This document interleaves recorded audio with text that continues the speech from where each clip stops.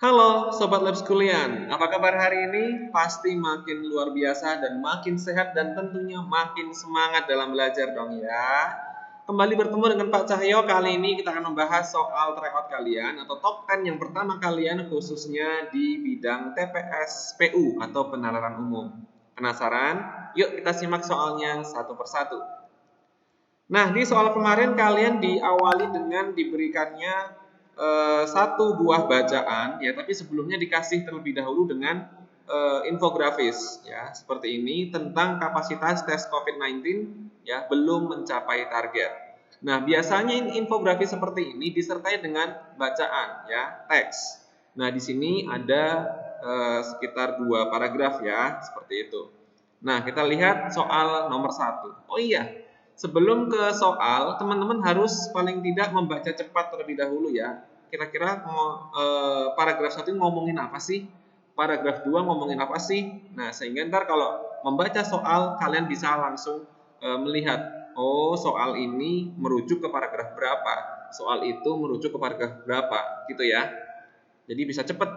Jadi setiap soal nggak baca soal lagi, itu lama, gitu ya. Seperti itu. Yuk kita lihat soal nomor 1. Tujuan pemerintah menggenjot jumlah tes harian corona adalah, yuk kita lihat. Nah, di sini pemerintah tujuannya apa kira-kira? Yuk, teman-teman harus ingat tadi ngomongin tujuan ada di paragraf berapa ya? Nah, ini penting ya teman-teman ya. Tujuan. Nah, kita lihat kalau kita kembali ke teks gitu ya. Ternyata di sini dijelaskan di awal gitu ya. Sehingga nomor 1 jawaban yang tepat adalah yang E. Untuk mendeteksi lebih banyak kasus corona harian seperti itu ya. Bukan yang A, B, C atau D ya. Yang lebih mengarah ke teks di situ adalah yang E seperti itu. Baik, nomor 2. Berikut ini yang bukan. Nah, yang bukan strategi untuk meningkatkan kapasitas tes COVID. Nah, dari bacaan tadi ya, teman-teman akan lebih ya. Pak Cahyo yakin pasti bisa dengan mudah menjawabnya nih ya. Ya. Nomor 2 ini jawaban yang tepat adalah yang D ya, untuk menambah jumlah peserta tes COVID. Nah, ini tidak ada di bacaan gitu ya. Sehingga yang bukan strategi di sini adalah yang D, menambah jumlah peserta tes COVID.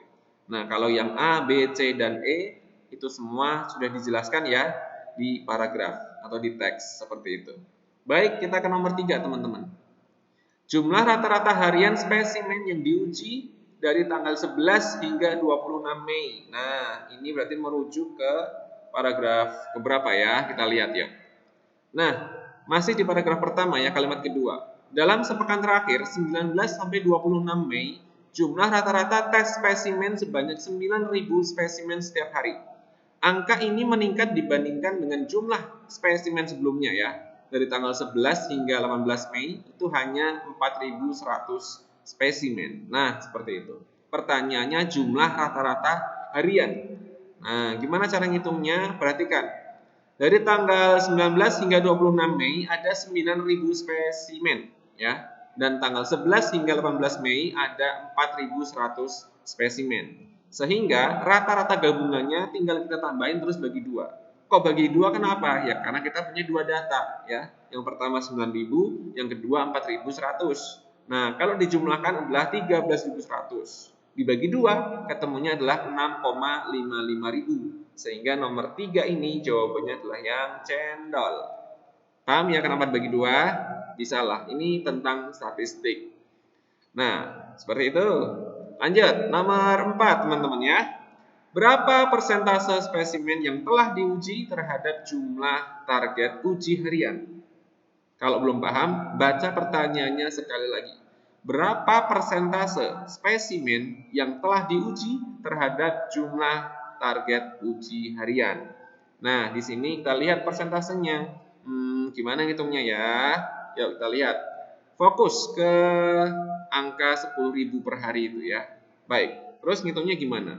Nah, tadi di jawaban nomor 3 ya, sudah ketemu tadi ya, yaitu 6.550. Jadi biasanya pada saat tes TPS ya, PU, itu nomor yang satu dengan nomor yang lain masih ada keterkaitannya. Nah, contohnya nih nomor 4 masih berhubungan dengan nomor 3. Nah, seperti itu. Nomor 3 tadi jawabannya adalah 6.550 ya. Nah, kita bagi dengan totalnya ya. Totalnya adalah 10.000 spesimen ya, atau 10.000 tes sehari. Nah, sehingga menghitung persentasenya tinggal kita bagi aja, lalu dikali dengan 100%. Gitu ya. Ketemunya adalah 65,5% yang dodol. Gampang ya? Oke, lanjut nomor 5 teman-teman. Nomor 5 kita bicara tentang ya, besar rata-rata sampel yang telah diuji dari tanggal 20 hingga 26 Mei adalah, nah di sini mencari besar rata-rata sampel dari tanggal 20 hingga 26. Oke, perhatikan. Di kalimat terakhir ya, jumlah tes pernah mencapai 12,3 ribu atau 12.300 spesimen pada tanggal 19 Mei, tetapi jumlahnya tidak konsisten. Artinya dari tanggal berapa? Dari tanggal 19 sampai 26 ya, itu rata-rata setiap harinya 9.000. Kemudian 11 hingga 18 Mei 4.100. Nah, ini yang ditanya dari tanggal 20 hingga tanggal 26 Mei. Nah, kita lihat perhitungannya seperti apa nih. Oke. Perhatikan teman-teman. 9.000 dikali 8 hari. Kok 8 hari kenapa? Ya, karena dari tanggal 19 ya. Dari tanggal 19 hingga 26 Mei ini ada sebanyak 8 hari. Nah, 8 hari. Nah, tapi yang diminta di pertanyaan adalah tanggal 20 hingga 26 Mei. Artinya tanggal 19 itu nggak ikut ya, nggak ikut atau nggak dihitung. Nah, tanggal 19 berapa? Menurut data, tanggal 19 Mei itu ada sebanyak 12.300. Nah, sehingga setelah 9.000 dikali 8 hari itu kita kurangi dengan 12.300. Nah, kemudian bagi 7. Kenapa dibagi 7? Ya karena dari tanggal 20 hingga tanggal 26 Mei itu ada sebanyak 7 hari. Gitu ya. Kalau teman-teman hitung ketemunya adalah 59.700 per 7. Nah, seperti itu. Jadi nomor 5 jawabannya adalah yang A. Cuman di sini kurang lengkap ya teman-teman ya. Ini harusnya ada kata ribunya di sini. Nah, oke ya, harusnya ada ribunya seperti itu. Dan seterusnya. Baik ya teman-teman ya. Jadi jelas nomor 5 jawabannya yang A. Oke, kita ke nomor 6. Dari data statistik di atas, jika jumlah penduduk suatu wilayah adalah 5 juta orang, maka jumlah peserta tes COVID sebanyak berapa orang? Nah, perhatikan, masih dari teks gitu ya. Adapun jika dibandingkan dengan populasi, jumlah orang yang diperiksa terkait COVID-19 sebanyak 688 orang per 1 juta penduduk ya. 688 orang tiap 1 juta penduduk. Nah, ternyata di sini pertanyaannya penduduknya ada 5 juta. Nah, tinggal dikali 5 aja. Gampang ya? Oke, jadi ketemunya adalah 688 orang dikali 5, jawabannya adalah 3.440 orang. Gampang ya? Oke, jadi nomor 6 jawabannya yang BP. Lanjut, kita ke nomor 7. Bila 129 lab dapat menguji 4.000 sampel per hari dengan waktu kerja 8 jam, maka untuk mencapai target uji harian, jumlah waktu kerja harus ditambah sebanyak. Oke, kita lihat. Kalimat kedua ya, namun jumlahnya masih di bawah target yang diminta Presiden Joko Widodo atau Jokowi, yakni sebanyak di atas 10.000 per hari. Nah, perhatikan. 4.000 sampel per hari itu butuh waktu 8 jam. Nah, ini terkait dengan perbandingan senilai, gitu ya. Perbandingan senilai. Makin banyak sampel yang diuji, makin banyak waktu yang dibutuhkan. Nah, 4.000 sampel itu butuh waktu 8 jam. Nah, pertanyaannya 10.000 ya, target hariannya kan 10.000 per hari. Berarti kalau 10.000 butuh jamnya berapa? Butuh waktunya berapa jam? Kan gitu. Nah, karena perbandingannya senilai ya sudah, berarti tinggal dibagi aja ya. 10.000 per 4.000 dikali 8 jam. Ketemunya adalah 20 jam. Gitu ya teman-teman ya. Tapi ingat, teliti dan jangan tergesa-gesa. Pertanyaannya apa sih? Pertanyaannya adalah jumlah waktu kerja yang harus ditambah. harus ditambah.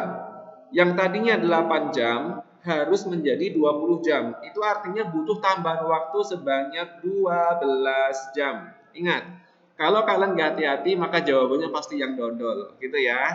Oke, so sayang banget nih kalau satu soal kelewat hanya gara-gara nggak teliti, gitu ya. Oke, soal terakhir nomor 8. Jika 13.760 penduduk telah dites COVID, maka jumlah ini sudah mewakili jumlah populasi penduduk sebesar berapa juta orang? Oke, masih dari sumber yang sama ya. Di paragraf itu kita lihat. Nah, 688 orang itu mewakili 1 juta penduduk. Nah, berarti kalau 13.760 dia mewakili berapa penduduk? Nah, ini juga sama perbandingan senilai. Gitu ya.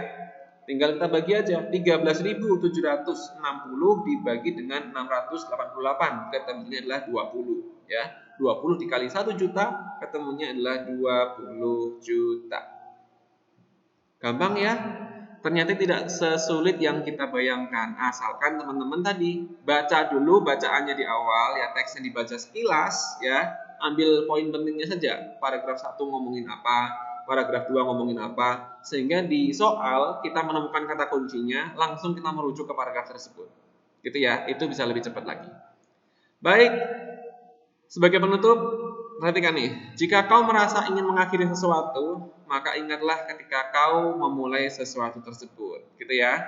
Jadi kalau kita sudah merasa berat dengan beban kita dan rasanya kok ingin lepas tangan seperti itu ya, jangan ya, jangan. Itu mental-mental yang gak bagus ya.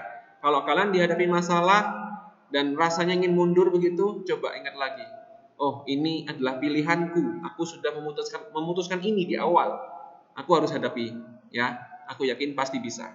Gitu ya. Seperti itu. Baik, dari Pak Cahyo cukup sekian. Makasih. Silakan diulang-ulang videonya supaya semakin bisa.